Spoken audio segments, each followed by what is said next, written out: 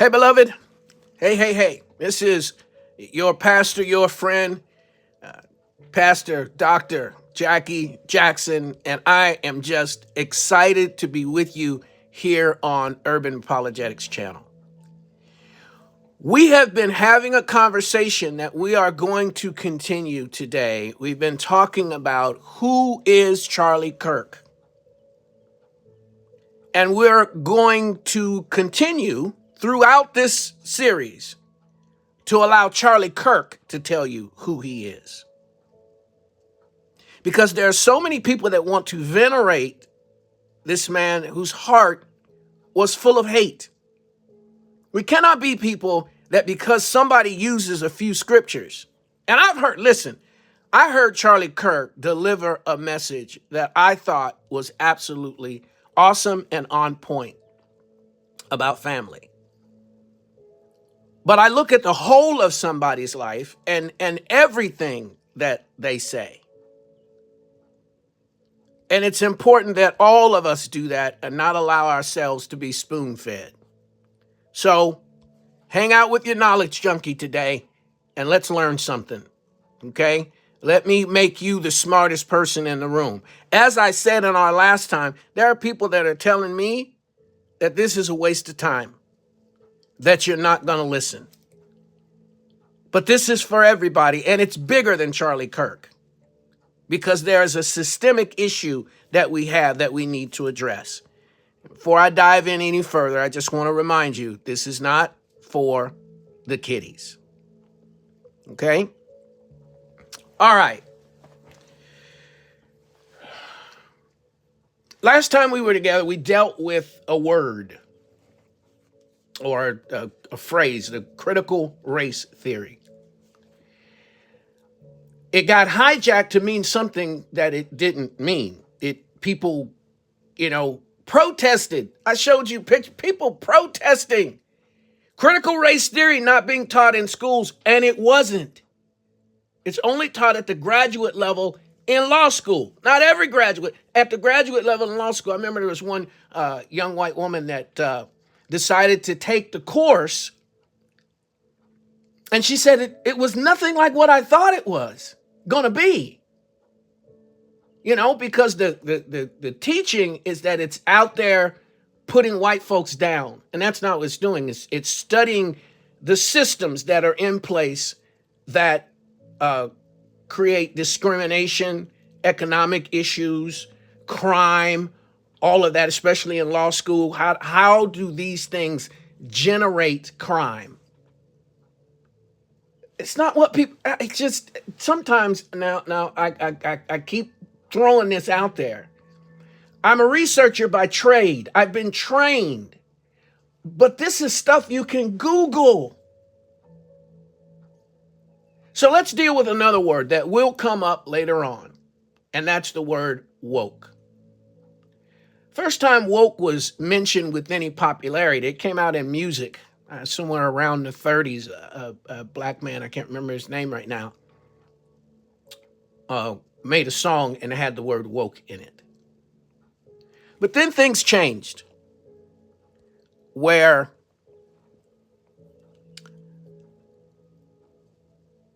in 1962, and I'll show you a photo of that, but the word means that you're aware, you're paying attention to what's going on. But it's been turned into this woke agenda stuff. What? It's not what it means. That's not where it came from.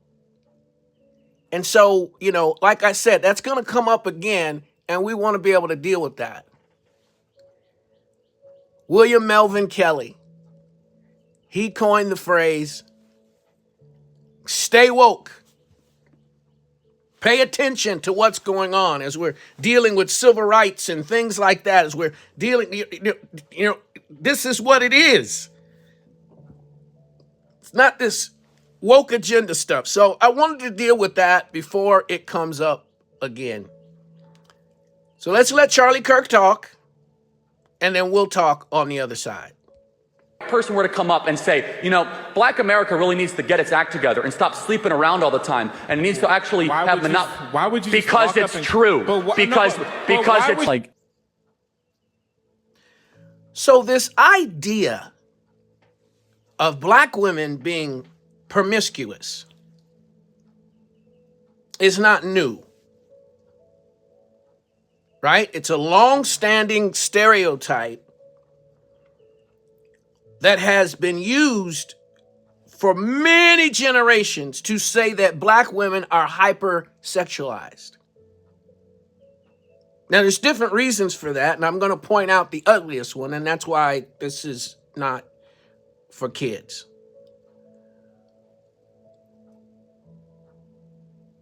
But it's not true. It's not true. Now, you can find things in ancient history, BC, leading into AD. This is a wonderful book. I have it. I used it in my doctoral dissertation. It kind of went around some of this topic. And there are comments in there that started to use color as a way of describing good and bad. Skin color as a way of describing good and bad. There's something in the book that talks about these poems describing Ethiopian women as hypersexual, for a lack of a better word. It didn't use that particular term. But it wasn't something that was widespread, right? You could have some, this language, but it wasn't widespread until slavery. All right. So I need you to listen to me.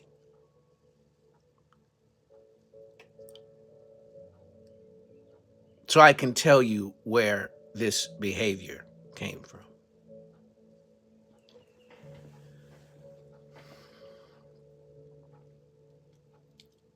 So slavery is when this whole hypersexuality view of black women got on steroids. What Charlie Kirk is saying is not true. They're not randomly doing, any more sexually active than white women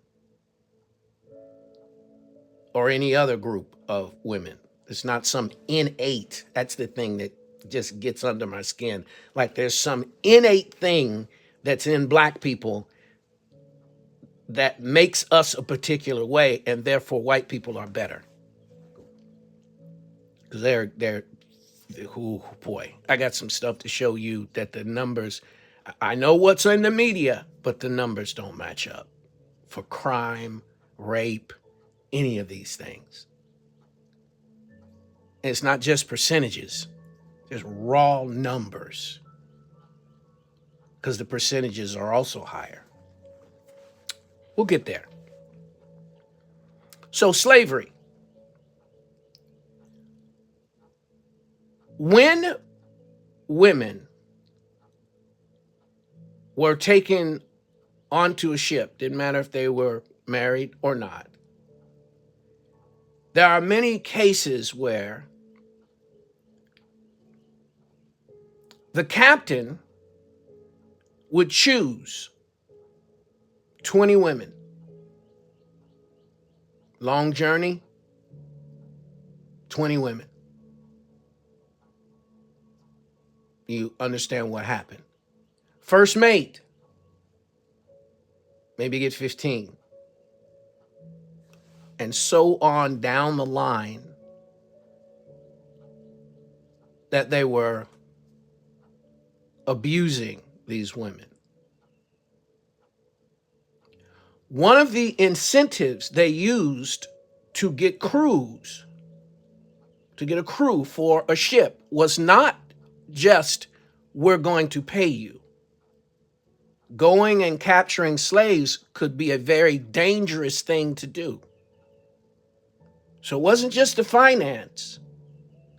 It was the promise of all of the sexual promiscuity. I don't know the right word there. That you could handle as a part of the journey. I know it's not written in a lot of the books, but it is true. And there are documents where people that were a part of this in narratives shared that this is what was going on. To justify that is where there is this strong propaganda that says that black women were hypersexualized. Nothing could be further from the truth. But you have to dehumanize people. You have to say things about them that are not true in order to justify your decadence. And that's what they did. And it became popular thinking and continues today and came out of the mouth of Charlie Kirk. Are you listening to me? I'm telling you the origin of where this kind of thinking came from. Hopefully, so it changes your thinking. Because that is absolutely crazy.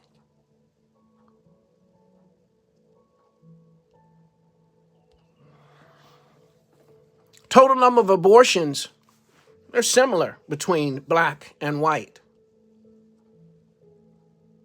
When we look at that world. And what we found out is that sexual behavior can be affected by economics, what's going on in your society, your community.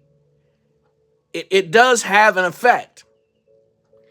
There's a book, hold this up right, by W.E.B. Du Bois. Get my fingers out of the way, sorry. There we go.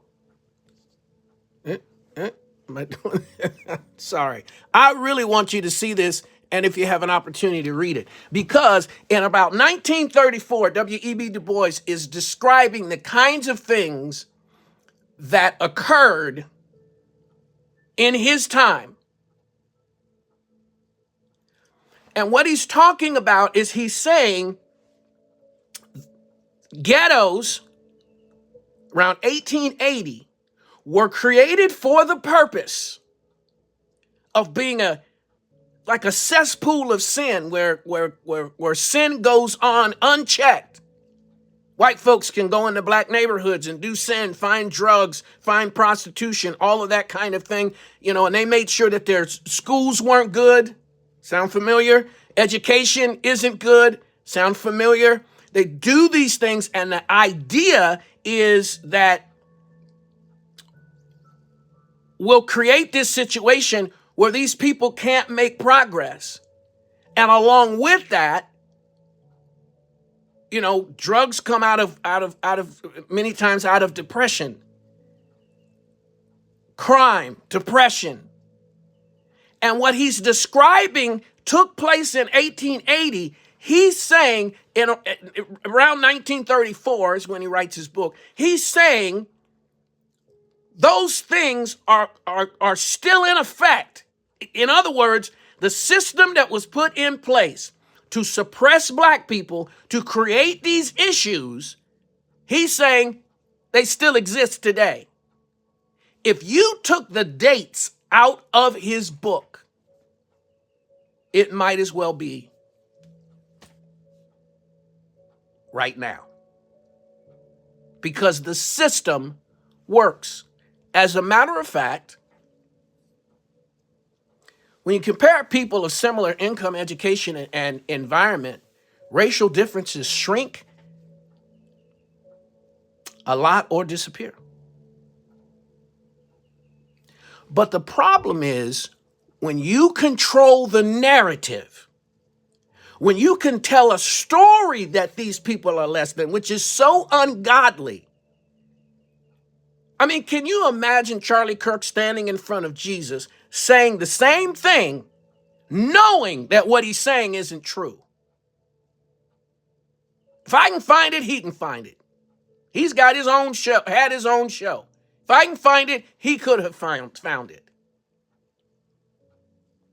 But when you control the narrative and control that thinking, it raises the white agenda to look at black people negatively. So it's okay, since they're less than, to discriminate against them because you don't want them unqualified criminals, infiltrating, and I'm going to show you some stuff where, the black woman is the most educated group of people in the United States. It is absolutely, this is a strong statement. It's absolutely the opposite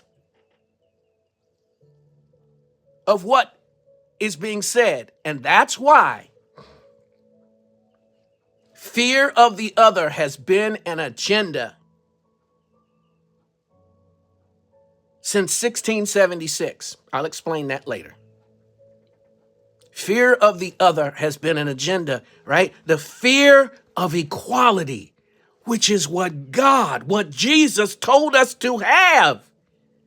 Not words of separation. Not acting as if there's no accomplishments. Oh man, there's one statement I'm going to play for you that Charlie Kirk said out of his own mouth.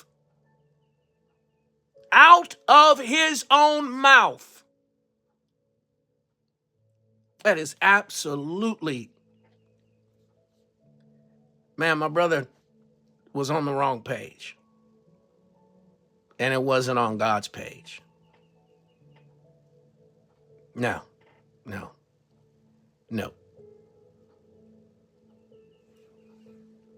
Let's finish this up. White fear typically refers to this anxiety or apprehension some white individuals or groups feel when they perceive that their social status, cultural dominance, or demographic majority is declining. I have I've got a book on several books that are on what's happening today. Why we even put somebody in office that obviously has all these issues. It's because of white fear. Right? The fear often arises in context of increasing racial diversity, demographic shifts, or society changes. Discussions of this concept often arise when exploring reactions to changes in racial or cultural dynamics. Fear of the other. The fear of the other, which is ungodly. There's no separate heaven that we're all going to. I gotta go. I'm Pastor Jackie. Thank you so much for being with me today. Here's a couple of places that you can check out. If you're watching this on TikTok, you can find us on YouTube. If you're watching on YouTube, you can find it on TikTok. There are some other locations, but just focus on these two. Like and subscribe. I really would appreciate that. And again, thank you. We'll see you next time. Lord bless. Bye-bye.